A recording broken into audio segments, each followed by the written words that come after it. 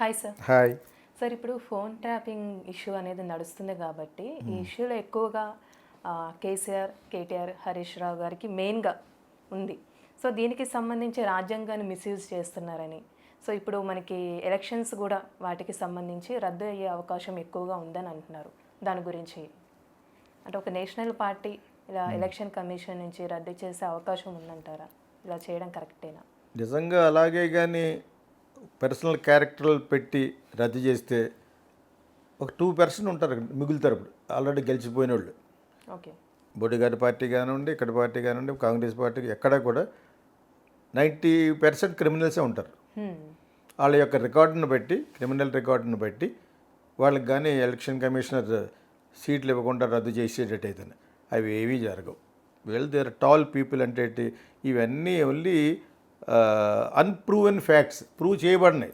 అక్కడ ప్రూవ్ చేసినా కూడా ఇతనికి ఎలక్షన్లో నిలబడకుండా చేయడం అనేది ఇంపాసిబుల్. అది ఇంపాసిబుల్. మన రాజ్యాంగ చట్టంలో ఎన్ని నిబంధనలు ఉన్నా కూడా ఇవి జరిగితే అసలు ఎలక్ట్ అయిన వాళ్ళు అక్కడ ఉండడు. హార్డ్ కోర్ క్రిమినల్స్ ఉన్నారు అక్కడికి, పెద్ద పెద్ద వాళ్ళే, వాళ్ళ పేర్లు వస్తామని చెప్పకూడదు. రూలింగ్ పార్టీలో ఉన్న ఇప్పుడున్న గవర్నమెంట్లో ఎవరో మన కాకపోతే రూలింగ్ పార్టీలో ఉన్నవాళ్ళు ఫిట్టింగ్ పెట్టి ఎలక్షన్ కమిషన్ ఇన్ఫ్లుయెన్స్ చేసి ఫలానా వాడికి సీటు రాకుండా ఏదో ఫిట్టింగ్ పెట్టండి అంటే రాజ్యాంగంలో ఉంది. ఇటువంటి క్యారెక్టర్ అసాసినేషన్ అయిపోయి ఉన్నవాడు క్యారెక్టర్లు కొంతమంది ఉంటారు, వాళ్ళకి ఇవ్వకూడదని ఏదో ఉంటుంది, అది పట్టుకొచ్చి పెడతారు. అది వాళ్ళకే వర్తిస్తుంది. మరి తప్పులు ఎన్నివాడు తమ తప్పులు ఎరుగుడని విశ్వదాభిరామిరేమలాగా వాళ్ళు వేరే వాళ్ళ తప్పులు ఎదిగి ఎవడైతే నిలబెట్టకూడదో వాడిని జైల్లో పంపించడం, వాడి మీద కేసులు ఉంచుతారు కొంతమంది అన్నమాట. ఇప్పుడు ఆ విధంగానే కదా జగన్ నెల చేతిలో పట్టుకున్నారు. చంద్రబాబు నాయుడు చేతిలో ఎందుకు పెట్టుకుంటారు బీజేపీ వాళ్ళు? వాళ్ళ యొక్క బ్లాక్మెయిలింగ్ పాలిటిక్స్ అలాగే ఉంటుంది. నాకు మోడీ గారి కంటే ఇష్టమే, కానీ నేను ఇది చెప్పక తప్పదు. మరి ఇప్పుడు అదేవిధంగా కేటీఆర్కి ఇవ్వకూడదని ఉందనుకోండి, అక్కడ కాంగ్రెస్ ఉంటే చేయొచ్చు, అక్కడ ఉన్నది బీజేపీ. ఎందుకెవరు? బీజేపీకి ఫర్రే కేసీఆర్ గారు వాళ్ళ అమ్మాయి లెక్కర్ కేసులో కూతురే కదా. మరి అక్కడ కాంప్రమైజ్ అయిపోయడం వల్ల ఇంకా అది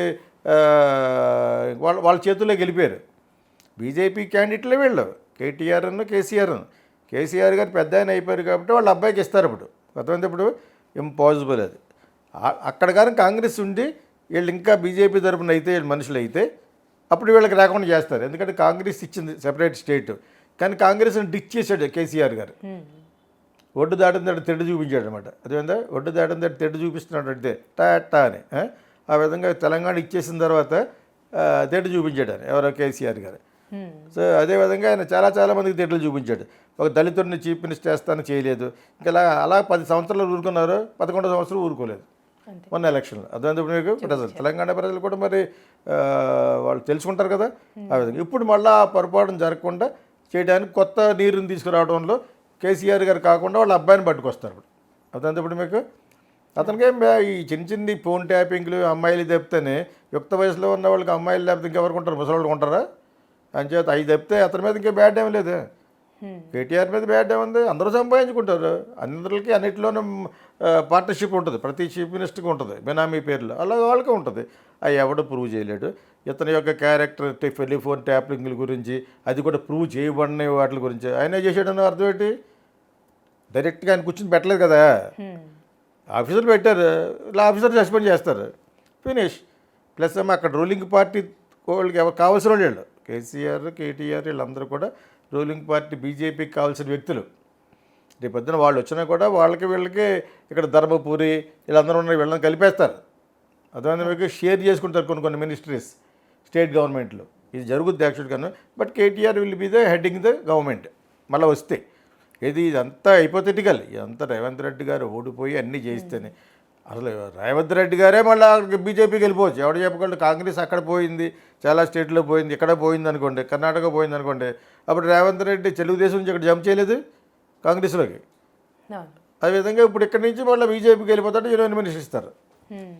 పాలిటిక్స్లో ఇది ఇలా జరుగుద్ది అని నేను చెప్పలేక నేను ఒక లెవెల్ వరకు ప్రెడిక్ట్ చేయగలను.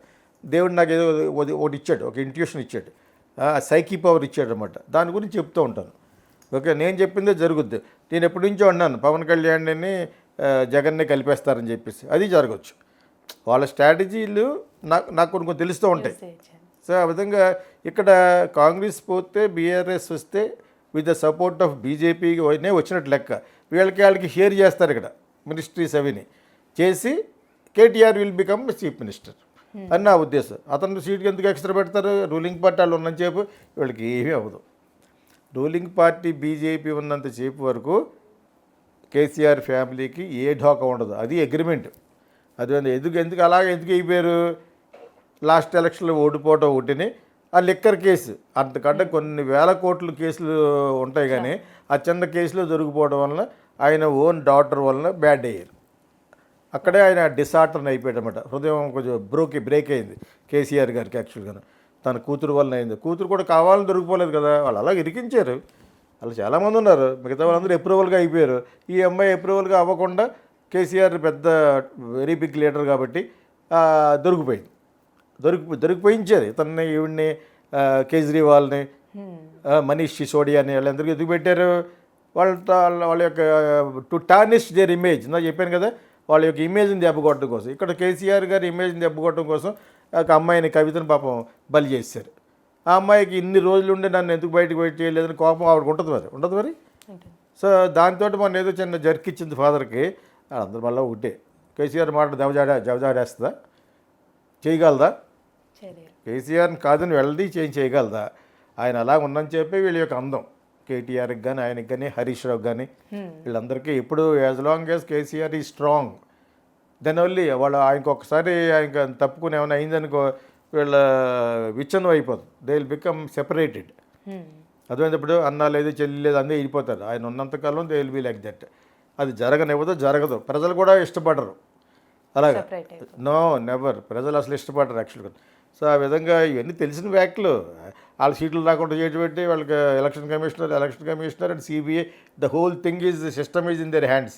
ఎవరైతే రూలింగ్ పార్టీలో ఉంటారో వాళ్ళ హ్యాండ్లో గెలిపోయి ఎన్ని ఎప్పుడో పోయినాయి. ఇంకా అలా అనకూడదు. కానీ జస్టిస్ సిస్టమ్ కూడా వాళ్ళు ఇన్ఫ్లుయెన్స్ చేస్తారేమో కూడా వాళ్ళు అలా అనకూడదు. యాక్చువల్గా చెప్తున్నాను, యాక్చువల్గా జస్టిస్ సిస్టమ్ అన్నాను కానీ ఈ కోర్టు ఆ కోర్టు అంటలేదు నేను. Lot of percentage of justice system can be influenced by the ruling party also. Nobody can help. కాకపోతే రూలింగ్ పార్టీ కూడా చుట్టలు వేస్తూ ఉంటుంది అప్పుడప్పుడు. బ్యాలెన్స్ చేయాలి కాబట్టి మీరు అలా చేయకూడదు అన్నట్టుగా ఎందుకు చెప్పొద్దు అంటే, మరి సుప్రీంకోర్టు అంటే హైయెస్ట్ అథారిటీ. అదే మన సిస్టమ్ నవ్వులాటగా ఉంటుంది యాక్చువల్గా. ఆ కలోజియం ఉంటుంది జడ్జిలు పెట్టేది, వాళ్ళకి మళ్ళీ వీళ్ళు చెప్తారు, లా మినిస్టర్ చెప్తాడు. అంతా చూస్తుంటేనే system has to be corrected, reshuffled అని అనుకుంటారు. System has to be again read అని అనమాట. అంబేద్కర్ గారు పెట్టింది అలాగే ఎప్పుడో మార్చుకోమంటే వాళ్ళు 10 సంవత్సరాల తర్వాత మార్చుకోమన్నాడు ఆయన. ఇప్పుడు 70 సంవత్సరాలు అయింది. అది మన వీక్నెస్. వీళ్ళకి ఎలక్షన్లో నిలబడకుండా డిస్క్వాలిఫై చేసినది ఇంపాసిబుల్. అలా చేస్తే అందరూ వచ్చేయాలి. ఇప్పుడు కూర్చున్న వాళ్ళందరూ కూడా చేసేయాలి. ప్రతి ఒక్కరికి చాలామంది వరకు క్రిమినల్ రికార్డ్సే ఉన్నాయి, కేసులు ఉన్నాయి వాళ్ళ మీద. వాళ్ళందరూ అలా ఉంటే జైలుకి కూడా వెళ్ళి వచ్చారు. ఈ ఆఫ్టర్ ఆల్ టెలిఫోన్ టైపింగ్ అట, రకుల్ ప్రీత్ ఏదో మాట్లాడేట పెడతారా? అది కూడా ప్రూవ్ చేయలేదు. నేను ఇంకా యాక్చువల్గా అన్ని ప్లస్ పాయింట్ అనుకున్నాను. యాక్చువల్గా ఈజ్ హ్యావింగ్ ఏజ్. ఇప్పుడు 70 ఏళ్ళు వచ్చేసి వెళ్ళి ఇప్పుడు రకుల్ ప్రీత్తో మాట్లాడాడు కదా, 70-80 ఏళ్ళు వచ్చిన తర్వాత. అది అన్ని విధాలుగా అది యాక్చువల్గా ఎడిషనల్ క్వాలిఫికేషన్. నా లెక్క తిట్టుకున్నారు కానీ it's an additional qualification for all these people. Harish రావుకి అవి ఉండవు కానీ, బట్ డబ్బులు సంపాదించుకున్నాడు ఆయన. బట్ డబ్బులు సంపాదించుకున్నప్పుడు వాళ్ళ ఓన్ ఫ్యామిలీని ఏడుస్తూ ఉంటారు. అవి జరుగుతూ ఉంటుంది జనరల్గాను. అంచేత అవి పెద్ద ఇట్స్ నాట్ ఎ మ్యాటర్, పెద్ద మ్యాటర్ కాదు, సబ్జెక్ట్ మ్యాటర్ కాదు. ఎవరికి సీట్లు రాకుండా ఉండదు. అలాగానే ఉంటే చాలామందికి సీట్లు రాకూడదు, అసలు నిలబడకూడదు వాళ్ళు అసలు. అది ఇంపాసిబుల్ పాలిటిక్స్లో యాక్చువల్గా. అందులో వీళ్ళ చేసిన చాలా తక్కువ స్మాల్ పెట్టి థింగ్స్ యాక్చువల్గా. టెలిఫోన్ ట్యాపింగ్ దానికి సంబంధమే లేదు. హరీష్ రావుకి డోకా లేదు, కేటీఆర్ ఆయనకి లేదు, ఇంకా కేసీఆర్కి అసలే ఉండదు, అమ్మాయికి అసలు ఉండదు. దేర్ ఆల్ దట్ ఫ్యామిలీ కాబట్టి. That's my judgement. Okay sir, thank you so much.